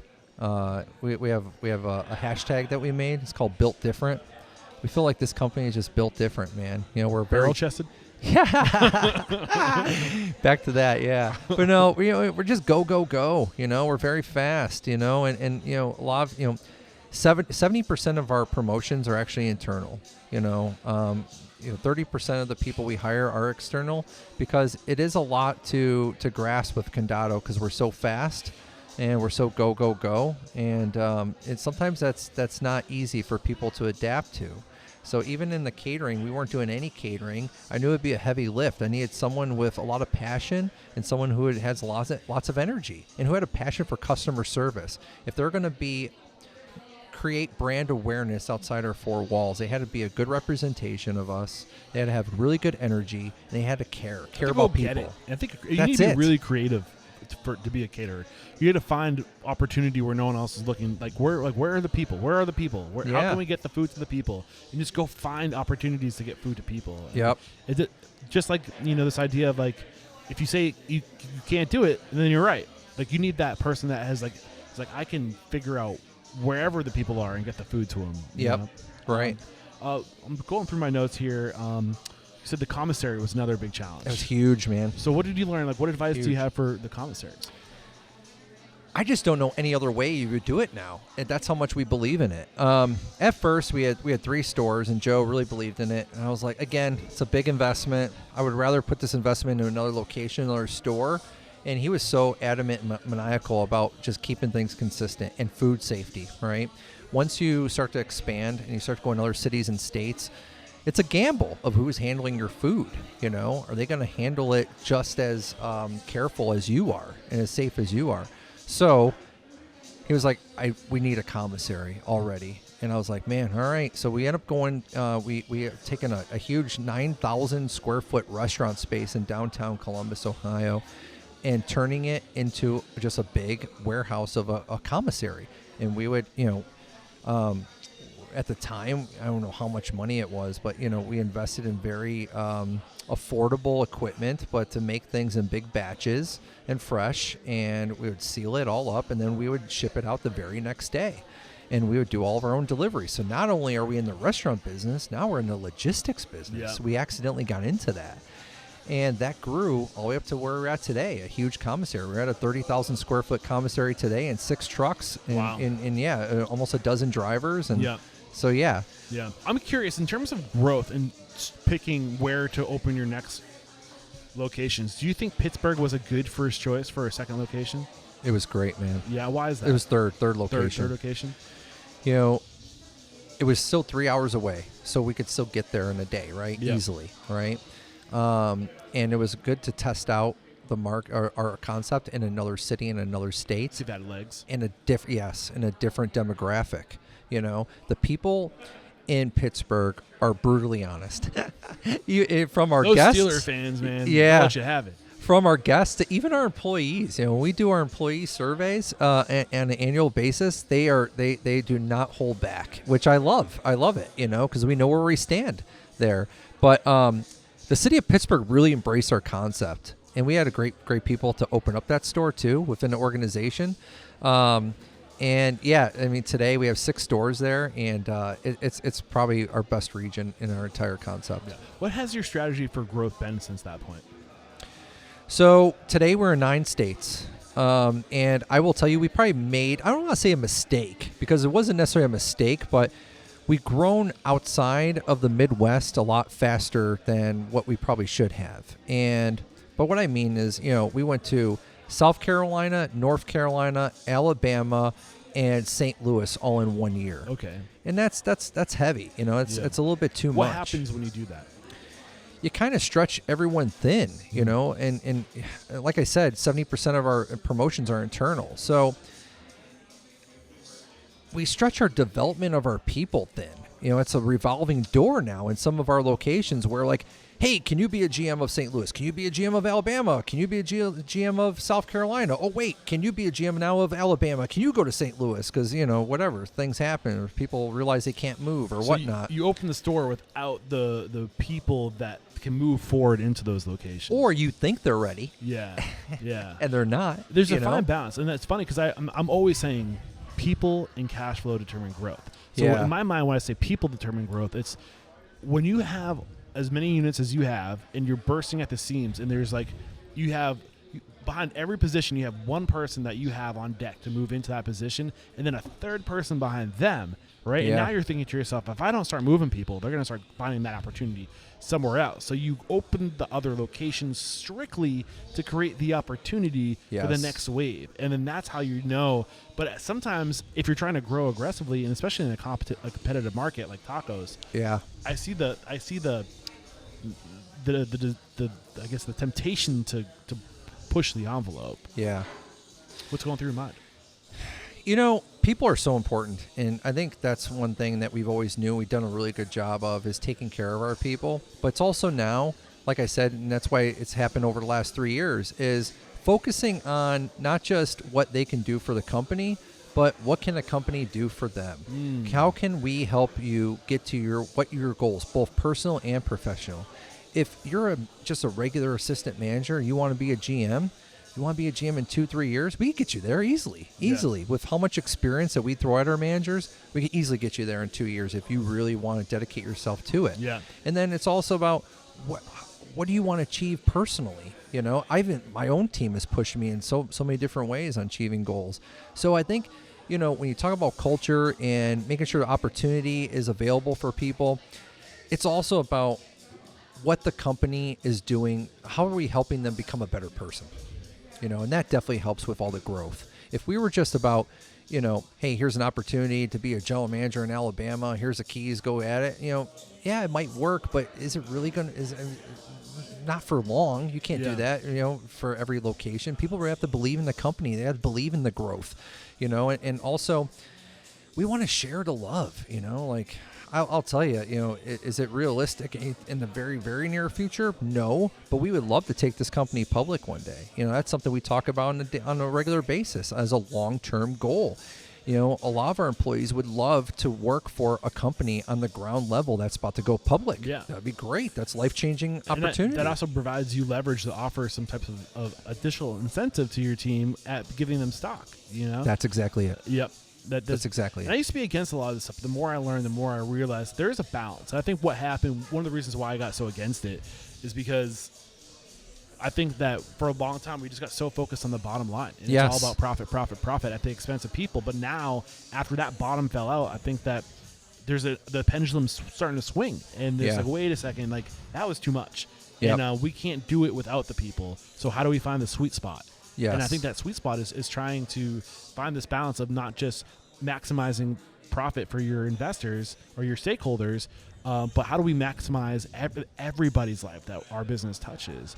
And how does the stakeholder start seeing this as something that aligns with their values and then something they want to be a part of for their own, like not just profit, but like I feel good because I'm supporting this business. Yes. You know, really aligning, not just taking money from anywhere, but like who wants to invest in what we're trying to do. I actually hope this is everyone's last job in the restaurant industry was with us. They retire with us. You know, that's what we say all the time. That's our goal. You know, and if it's not, I hope you look back and you're like, damn, I got so much out of Condado. Right. Well, look who you have at your you know, as your CEO and president right now, and what you did with Morton's. Yeah. You know, like if that's not a testament to this industry being a vehicle for growth, right? What is? Yeah. You know, we're going to take one more quick break to thank our sponsors. I want to get into what your people systems look like. Because I know in terms of like process and operations that according to Chris, that's like kind of where, like that's kind of your lane. Correct me if I'm wrong. Is that right? Yeah. All right. We'll be right back. Okay. We have to interrupt today's video to let you know that right now, Restaurant Systems Pro is offering a no strings attached 60-day trial that will help you improve your systems, increase your profit, and find better work-life balance. All you have to do is click the link below. We're back. And in my research talking to Chris about you, he said that you are, I'm like, how? I was like, sounds like you guys are both directors of operations. If you know, if Joe is the visionary, I was like, how's a CEO different from a CIO? We got into that conversation. He's like, well, I'm like operation and strategy. And okay, I was like, if you're operations, then what's the COO do? he's like Johnny's kind of like the people. He's really good with the people, systems, and operations. Would you back that up? Yeah, absolutely. I mean, just systems and operations in general. Yeah, that's my entire background. But yeah, I think, you know, when we go back to development of people, not just professionally but personally. I think that's something I really pride myself on, and it started really in our department of operations and even in the field, not just the executive part of the operations. But yeah, just, again, it's constantly talking about our goals and keeping everyone focused is huge. There's so many moving parts to just the world today. There's so many things being thrown at us. How do we keep focused on what the goals are? And that's both within the business and personally. So we talk about it all the time. We talk about it on a weekly basis. What are those goals? We have, I tell you, like our financial goals. We do inventory every single week. We talk about labor and beverage costs and food costs on a weekly basis. Every Monday, we know where we stand with all those numbers. And, where a lot of businesses, they might not find out what their labor number is until after the end of the period in 30 days. Yeah, I just want to point out that was the most polite ice drop. She is being mindful because ice drop is my it's like my worst enemy in the podcast. Right. She was very considerate. I just want to point that out. You guys probably didn't even hear that. Yeah. Sorry for interrupting. No. I thought it was great. So back to this idea of creating opportunity or focusing on what the goals are, communicating the goals, doing the inventory, doing the labor, and KPIs basically. KPIs. Yeah. And then it's also doing. Those are your basic KPIs. Every restaurant should be doing that on a weekly basis. But we talk about third-party delivery. We monitor our accuracy report, and we do it company-wide. Like who had the most inaccuracies in the company last week? Who had the best percentage of inaccuracies throughout the week? And we monitor that. How long did it take your third-party delivery order to get to the doorstep of our guests? Who did it best? Who did it the worst? On a weekly basis, we have people monitoring this. Even in our catering department, we look at our reviews. Reviews are a really big part of our culture too, as well. If you write a 3-star below, that gets sent to me. When do people write 3 stars, or when do they report their stars? Well, okay, so we use a platform called Yext. So Yext monitors all of our guest reviews through TripAdvisor, Google, Facebook, Yelp, all that. And in live time, so Eric sends, my order was inaccurate, or it was cold, or it just sucked, 2 stars. I get an alert on my phone. And then my RMs get an alert on their phone. And the GM of that store gets an alert on their phone. Managers. So all the way down. So we all know where do we mess up on, and then we're able to reach out to that guest in live time. So that's that's another way of measuring the KPIs in real time. What's this called? Yext. I highly recommend it. It was a game changer for our company for sure. Yeah, sorry, not sure where I was going with that. So we're talking about you're talking about when people get a 3, you get notified. Yeah. So it's about all these different KPIs that you're monitoring beyond just the standard labor, your P&L stuff. Yep, and then catering too. We had the same thing with catering. The average person on average company on Easy Cater responds to their guests within 3 hours. We respond to our guests within 15 minutes. And we've been that way for the last 3 years, but we invested in people. We have people to take those orders and take those inquiries, right? So, there's one theme here that you're going to see about Condado. It's all about speed. Yeah. Speed of service. How fast can we get back to the guest? How fast can we get our product to the guest? How fast can we thank them for the reviews? How fast, can we correct things in the moment if things are messed up or we make mistakes? How can we get better in live time? And that's what's so important about a growing brand. Sometimes you're late to the game. If we're doing it 30 days, 6 months out, that's how much money and how many customers can we lose in that time? So this all started with communicating goals, right? Yeah. And that's part of this idea of growth and creating opportunity and growth for people. And I guess one of the things I really want to get is what are your systems for training in terms of when somebody comes on as a new hire, do they know how they can grow with the company? What does that look like? Yeah. So we have a career path with Condado. So it starts all the way from, you could be at a host or a dishwasher, a server, a bartender. If you want to become a manager, there's a growth path there. We explain how you can get there and what are the steps you have to take, what do those steps look like? Well, you could be an hourly manager. You could be a shift leader, hourly manager, a regular assistant manager, an AGM, a GM, or if you want to do back of the house, we have assistant kitchen managers and then a kitchen manager. And then also what we created was assistant regional managers, which is a very unique position for the restaurant industry. What does that look like? So unfortunately, I had a couple of bad experiences with regional managers. When we talk about growth outside of our home base, you have to trust people, right? And they have to manage your time, and they have to have integrity, right? And sometimes when you might have regional managers that might not do the right thing, right? And I was having that experience by hiring externally. So I created this position called the assistant regional manager, and that person reported and worked directly to the regional manager, and they learned their job and everything that they do. And so instead of hiring a regional manager who's new to the business and saying, here's 6-8 stores, learn it now. That's really hard.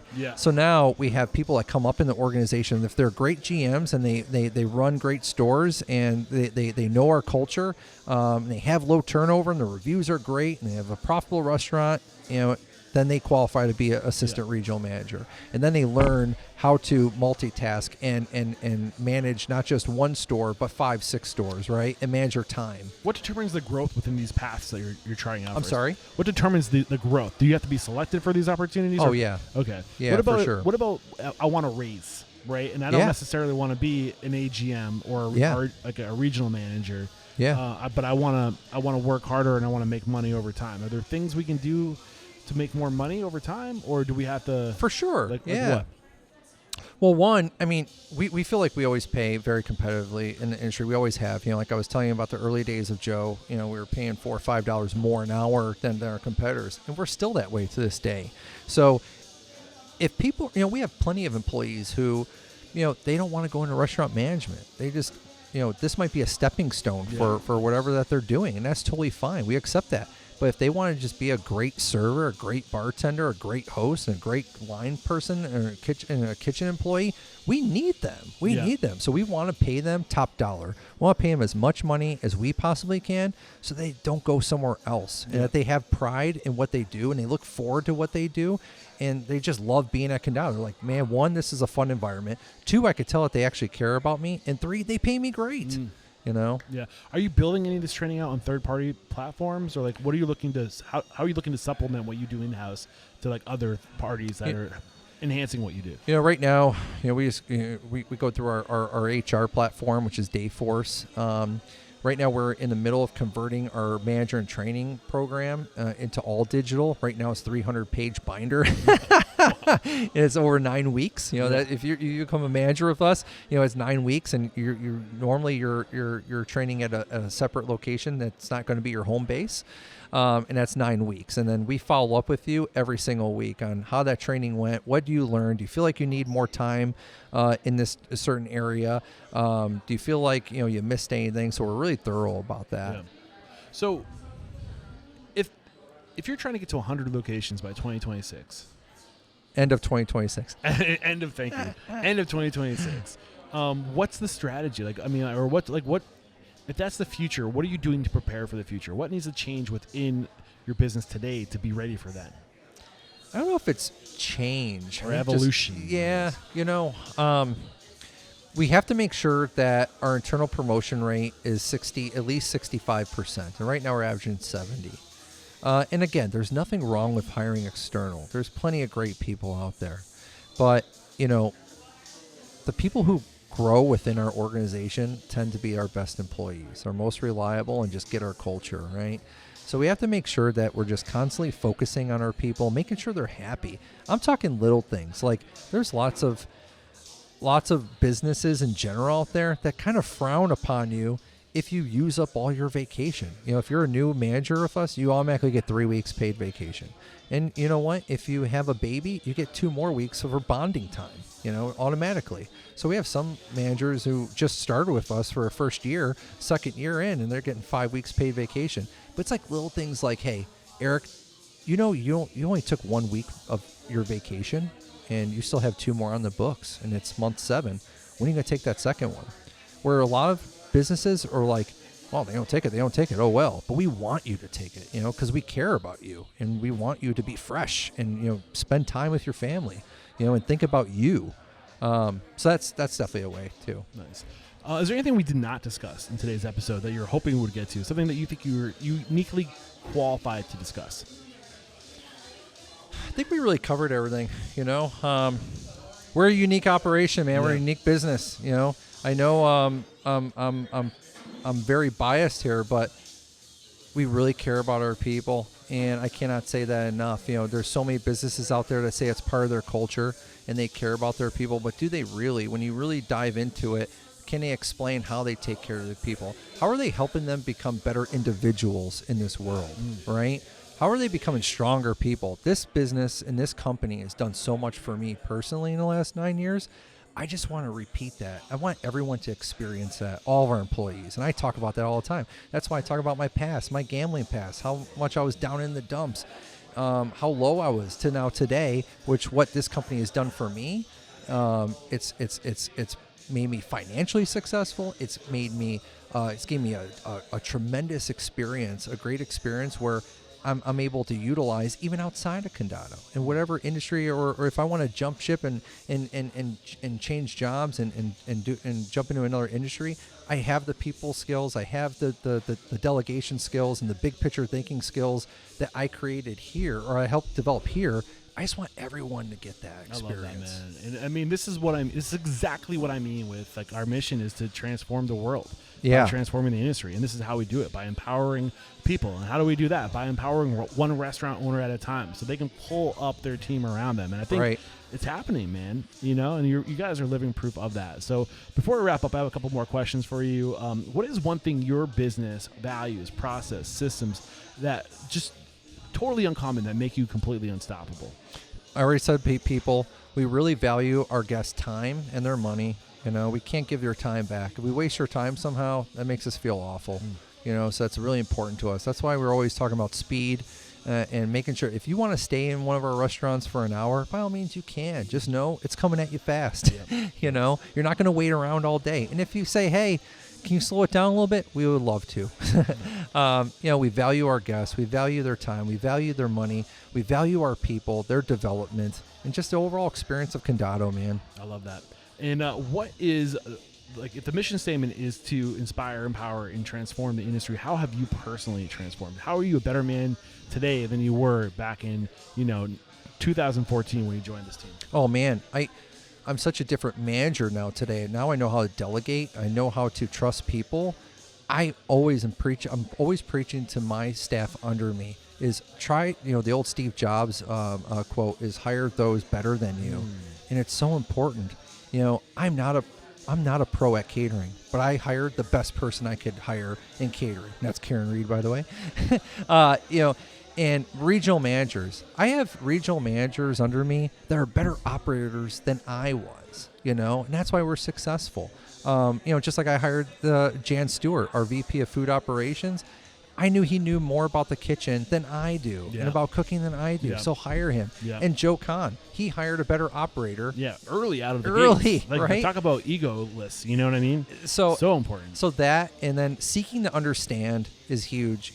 Understanding why people are making the moves and the decisions that they're making, and just asking the question, why did you make that? Are you a fan of 7 Habits of Highly Effective People? Yes, I read it. Yes, one of those habits, man. First seek to understand, then seek to be understood, and it's huge. You're absolutely right. I've loved this question or this conversation. One more question before we have you call somebody out. If you got the news, you'd be leaving this world tomorrow. All the memories of you, your work, and your restaurants would be lost with your departure, with the exception of 3 pieces of wisdom that you could leave behind for the good of humanity and your legacy. What would those 3 pieces of wisdom be? You're going to leave 3 pieces of wisdom behind. Oh my God, that's a tough one.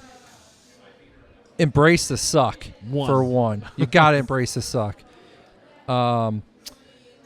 2 more. What pieces of wisdom I would say? Seek to understand for sure. And understand the why behind why people make the decisions and where they're coming from, and ask questions. Embrace the suck. Seek to understand.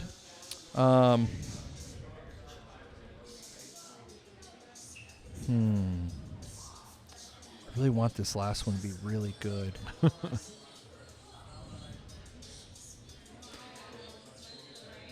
It also goes with embrace the suck, but try to be uncommon amongst uncommon. Try to be different, right?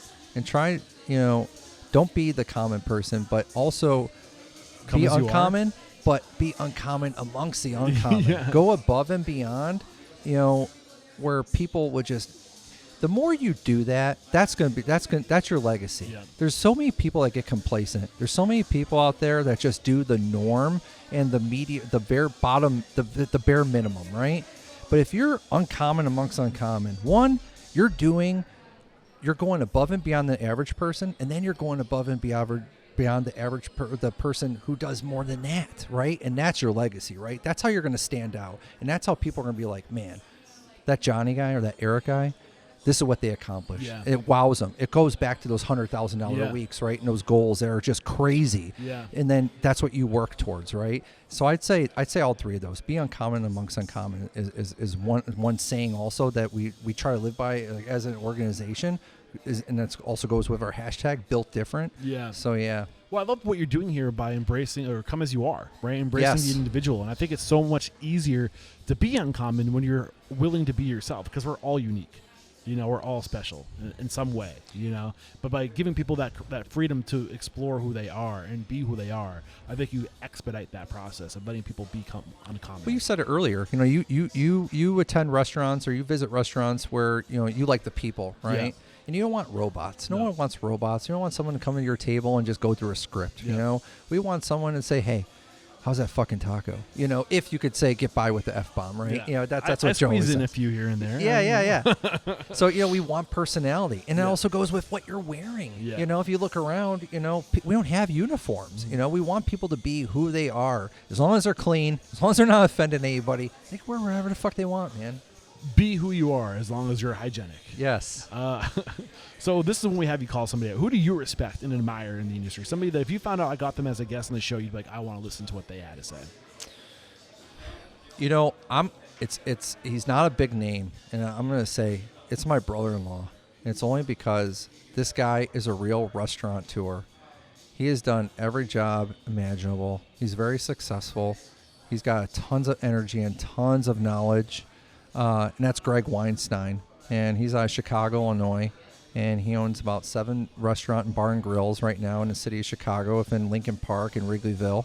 And I'm really not just calling him out because he's my brother-in-law, but I've learned so much from him about operations and successful operations. He's a true operator and if we're talking about restaurants and restaurant management, this is the guy you got to talk to. Frankly speaking, man, this is the reason why I asked this question, because there's so many restaurant owners out there who couldn't give any fucks about getting the attention or getting the publicity or getting the media, and those are the people I'm after. And I'm not chasing the Michelin stars of the world and the James Beards of the world. No offense to the people who've won those awards, but I think at the end of the day, like, those platforms, the people that are getting awarded for this stuff aren't necessarily the most fiscally responsible operators. They're glitz and they're glam, and at the end of the day, like, you need to take care of your people and be fiscally responsible and run a business, and that's what we should be getting rewarded for, is being like doing the work, embracing the suck, and creating opportunity for others, and I get to find these people by being the first person to share their story. So thank you for calling somebody who's not chasing the limelight. I appreciate that. So how can we connect with you if we really enjoyed today's conversation? Maybe we're interested in joining the team over here at Condado. Like, what's the best way to connect? Oh, my email, Johnny, a simple email, Johnny at Condado Tacos. All right, beautiful. And this is episode 1046. I see the 10 there. I keep on saying 10. It's 1046. Head over to restaurantunstoppable.com/1046. We'll have a summary of today's discussion, as well as any tools or services recommended and how to connect with Johnny. And Johnny, this is where I say, man, thank you so much. Thank you. There is no question you are unstoppable. Beautiful.